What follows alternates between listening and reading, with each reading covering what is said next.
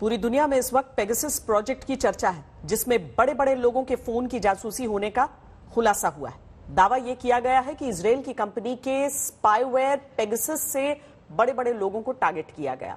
जासूसी सॉफ्टवेयर से इन लोगों के फोन की हर एक्टिविटी को मॉनिटर किया गया। जिन लोगों के मोबाइल नंबर को पेगासस से जासूसी करने के लिए सिलेक्ट किया गया था, उसकी एक बड़ी लिस्ट लीक हुई है। इसमें भारत के भी कुछ खास लोगों से जुड़े मोबाइल नंबर हैं। इन खास लोगों में पत्रकार हैं, नेता हैं, सामाजिक कार्यकर्ता हैं, जिनमें कुछ के नाम कल रात ही पता चले थे। लेकिन अब इस जासूसी कांड में नए खुलासे हुए हैं। कुछ नए नाम पता चले हैं जिनके मोबाइल फोन को इजरायली स्पाईवेयर पेगासस से टारगेट किए जाने का दावा किया गया। इस नई लिस्ट में सबसे बड़ा नाम राहुल गांधी का है, जिनके बारे में कहा जा रहा है कि उनके फोन को भी पेगासस से टारगेट करने के लिए सिलेक्ट किया गया था। इसमें खुद केंद्र सरकार के 2 मंत्रियों के नाम भी हैं, जिन्हें जासूसी के टारगेट के तौर पर चुना गया। इनमें नए आईटी मंत्री अश्विनी वैष्णव और केंद्रीय मंत्री प्रहलाद पटेल का नाम है। लिस्ट में ममता बनर्जी के भतीजे अभिषेक बनर्जी, पूर्व चुनाव आयुक्त अशोक लवासा, सुप्रीम कोर्ट के वकील प्रशांत भूषण, वायरोलॉजिस्ट गगनदीप कांग जैसे कई नए नाम हैं।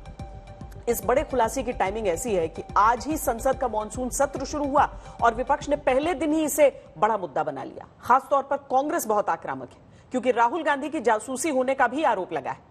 इजरायल के जासूसी सॉफ्टवेयर के लीक डेटाबेस से भारत सरकार का क्या लेना देना है, सरकार इन आरोपों पर क्या जवाब दे रही है, किस तरह से खुद का बचाव कर रही है, ये सबसे पहले हम आपको बताते हैं।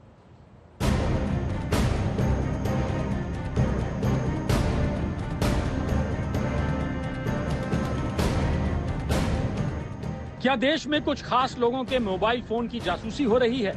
क्या उनकी निजी जानकारियों पर नजर रखी जा रही है? क्या फोन पर उनकी बातें कोई तीसरा भी सुन रहा है? क्या उनकी चैट, उनके मैसेजेस को कोई तीसरा भी पढ़ रहा है? पेगासस प्रोजेक्ट्स के खुलासे से गंभीर सवाल उठे हैं। इसमें 300 भारतीयों के भी मोबाइल नंबर मिले हैं। दावा यह है कि इजरायली सॉफ्टवेयर पेगासस से इन नंबरों की जासूसी की गई, इन लोगों की गतिविधियों पर नजर रखी गई। पेगासस के जासूसी सॉफ्टवेयर से जिन लोगों के फोन की जासूसी का दावा किया गया, उनमें 40 से ज्यादा पत्रकार, 3 विपक्षी नेता, 2 केंद्रीय मंत्री, 1 जज का नाम बताया जा रहा है। कल देर रात ये खुलासा हुआ। जासूसी का टारगेट बने कुछ लोगों के नाम पता चले तो सरकार पर गंभीर सवाल उठने लगे, गंभीर आरोप लगने लगे। इसी पर संसद में हंगामा मच गया।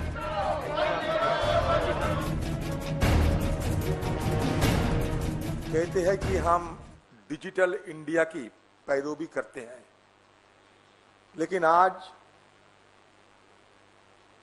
हम ये देख रहे हैं कि ये डिजिटल इंडिया नहीं है, बल्कि सर्वेलेंस इंडिया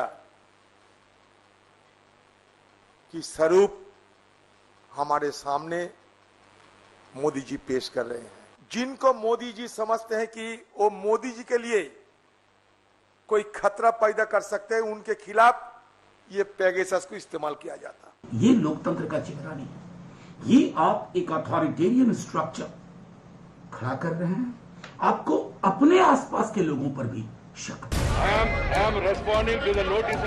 विपक्ष ने अहम लोगों की जासूसी के इस बड़े मुद्दे पर हल्ला बोल दिया। संसद में सरकार को घेर लिया। इस पर जवाब मांगा कि क्या इजरायली सॉफ्टवेयर पेगासस से सरकार ने जासूसी करवाई, क्योंकि पेगासस सॉफ्टवेयर बनाने वाली इजरायली कंपनी एनएसओ के अधिकतर क्लाइंट्स सरकारें और उनके खुफिया संगठन ही होते हैं। करीब 56 करोड़ रुपए में सॉफ्टवेयर का 1 साल का लाइसेंस मिलता है। एक लाइसेंस पर साल में 500 फोन मॉनिटर कर सकते हैं। एक बार में 50 फोन पर हर पल की नजर रखी जा सकती है। इस व्यापक पैमाने पर सर्विलांस की जरूरत पड़ना और इतने महंगे सर्विलांस का खर्च उठाना, ये सरकारों के ही बस की बात होती है। इसलिए विपक्ष सरकार से सवाल पूछ रहा है और गंभीर आरोप लगा रहा है। क्या सरकार ने ये जो पेगासस का सॉफ्टवेयर है, इसको खरीदा है? क्या सरकार ने इस पेगासस के सॉफ्टवेयर का इस्तेमाल किया है? और अगर नहीं खरीदा है तो क्या सरकार ने ऐसा कोई सब कॉन्ट्रैक्टर हायर किया था जिसने सरकार के कहने के ऊपर इसका इस्तेमाल किया है? या जो कंपनी है जिसने पेगासस बनाया है एनएसओ, उससे भारत सरकार ने लीज पे लिया था या और किसी तरह से इसका इस्तेमाल किया गया है? सदन की गरिमा और परंपराएं। विपक्ष के तीखे हमलों के बीच जवाब देने के लिए नए आईटी मंत्री अश्विनी वैष्णव आए। जासूसी कांड पर अपने जवाब में सरकार ने 3 बड़ी बातें कही हैं। पहली बात ये कि पेगासस के इस्तेमाल पर पहले भी इस तरह के दावे खारिज हो चुके हैं, इसलिए ये भारत के लोकतंत्र को बदनाम करने की साजिश है। दूसरी बात यह कि पेगासस के डेटा लीक को सनसनीखेज बनाया गया, जबकि इसमें कोई दम नहीं। डेटा में किसी नंबर के होने का ये मतलब नहीं कि उसकी जासूसी की गई या हैक किया गया। तीसरी बात यह कि भारत में अवैध सर्विलांस संभव नहीं है। सर्विलांस पर सख्त प्रोटोकॉल है, इसे एक कमेटी मंजूर करती है और राष्ट्रीय सुरक्षा से जुड़े मामले में ऐसा ही होता है। The press reports of 18 July 2021 also appear to be an attempt to malign the Indian democracy and its well-established institutions. We cannot fault those who haven't read the news story in detail, and I request all honorable members of the House to examine the issues on facts and logic. It is beyond dispute that the data has nothing to do with surveillance or with NSO, so there can be no factual basis to suggest that a use of the data somehow equates to surveillance. लेकिन सरकार की सफाई के बाद भी कांग्रेस ने जासूसी कांड पर अपने तीखे हमले जारी रखे। कांग्रेस ने सरकार से 6 सवाल पूछे। पहला ये कि क्या विदेशी कंपनी के स्पाईवेयर से जासूसी देशद्रोह और राष्ट्रीय कानून का उल्लंघन नहीं है। दूसरा ये कि सरकार 2019 के लोकसभा चुनाव से पहले लोगों और नेताओं की जासूसी क्यों करवा रही थी। तीसरा सवाल ये कि सरकार में किसने इजरायली कंपनी एनएसओ से पेगासस सॉफ्टवेयर खरीदा और कितने में खरीदा। चौथा सवाल ये कि अगर सरकार को जासूसी सॉफ्टवेयर की खरीद के बारे में पता था तो वो चुप क्यों थी। पांचवा सवाल ये कि क्या आंतरिक सुरक्षा के लिए जिम्मेदार गृह मंत्री को बर्खास्त नहीं किया जाना चाहिए। छठा सवाल, क्या इस मामले में प्रधानमंत्री, गृह मंत्री और दूसरे जिम्मेदार लोगों की जांच नहीं होनी चाहिए।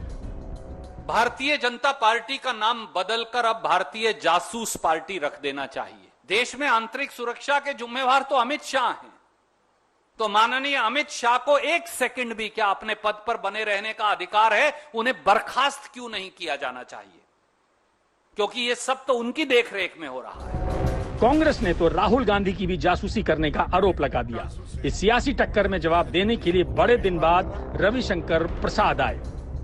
हमारे राहुल गांधी जी के उनका भी जासूसी उन्होंने किया है। संविधान के तहत इस देश को चलाना चाहते हो तो आप इस जगह पे रहने के काबिल नहीं है। क्या भारत की राजनीति में कुछ लोग सुपारी एजेंट हैं क्या? मैं इस शब्द का प्रयोग कुछ जिम्मेदारी से कर रहा हूं। कुछ दल, कुछ नेता, क्या ऐसी अंतर्राष्ट्रीय कॉन्स्पिरेसी होती है तो उसके सुपारी एजेंट बन जाते हैं? सरकार की सफाई ये है कि लीक डेटाबेस का जासूसी से लेना देना नहीं और सभी आरोप गलत हैं, बेबुनियाद हैं। लेकिन विपक्ष के तेवरों से साफ है कि यह मुद्दा संसद में जोर शोर से गूंजेगा और अभी कई दिन तक चलेगा, क्योंकि लीक डेटाबेस की अगले और लिस्ट अभी आनी बाकी है।